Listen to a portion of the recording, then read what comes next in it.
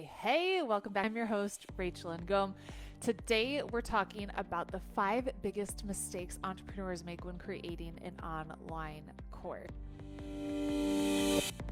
I've made pretty much all of these mistakes in the past, and when you can get over these, that's what's going to help you create freedom for yourself. That's one of the reasons why I love online courses. It's because you create it once and you can generate income over and over and over again without trading time for money. As I'm talking, just let me know, and I want you to think about, have you thought about creating an online course and what's stopping you from actually making it happen? So let's get to it. Mistake number 1, you don't, or they don't, have a profitable idea for the course. And so you got to think about what is your niche and how are you going to create something that's really going to connect with your niche and solve a very specific problem. And so I see a lot of times people are being like too broad or too generic with their course idea.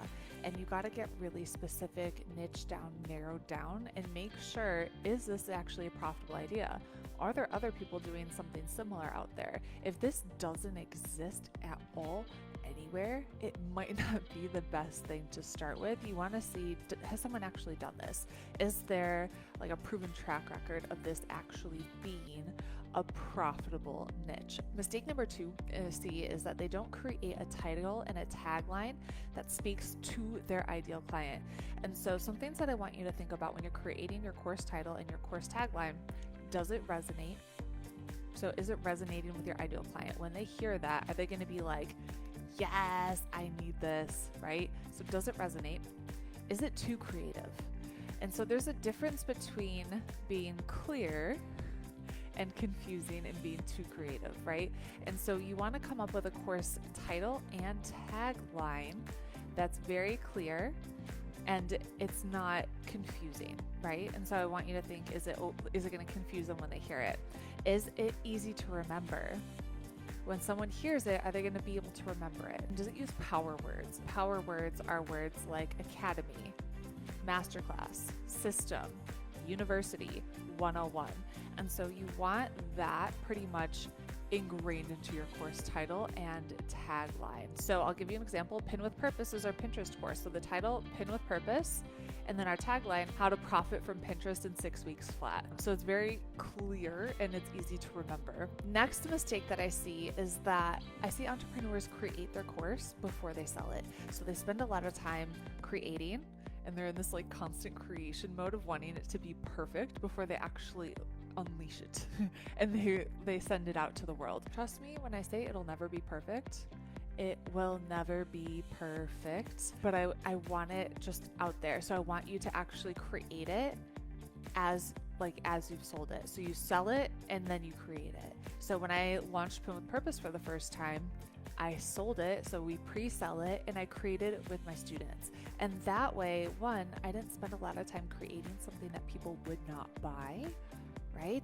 And 2, I made sure that I wasn't teaching over them. I wasn't like over teaching, because that's a big mistake I see course creators make, is they know their material so well that they forget, or they have a hard time bringing it down to like basic entry level for their students.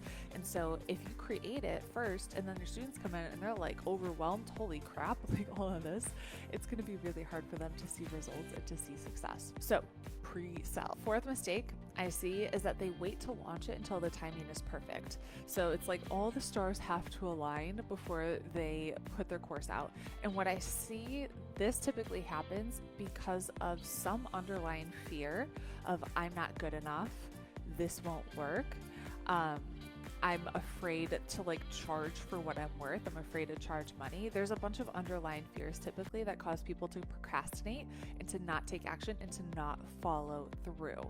And so if that's you and you have this idea in your head and you're just like sitting on it, I want you to ask yourself why.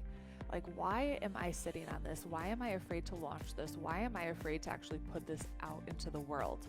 Figure that out. Do some journaling. Be like, I have a fear of X. So figure out like what's actually holding you back. And then the 5th mistake that I see, there's more than 5. There's more than 5, but just for being simple today. Fifth mistake is I see people selling their course with the features of the course instead of the actual benefits. I see this a lot of like, oh, you're going to get 30 videos and 12 checklists and cheat sheets and 4 hours worth of content, instead of telling people, I'm going to help you how to X. And so I'll give an example of like a finance course.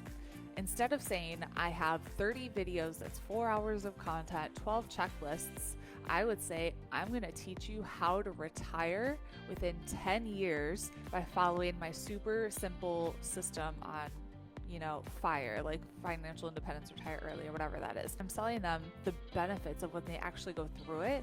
I'm going to teach you how in 10 years you'll be able to financially retire, be financially independent, whatever that might look like. I want you to think, what's like the end goal, the end result?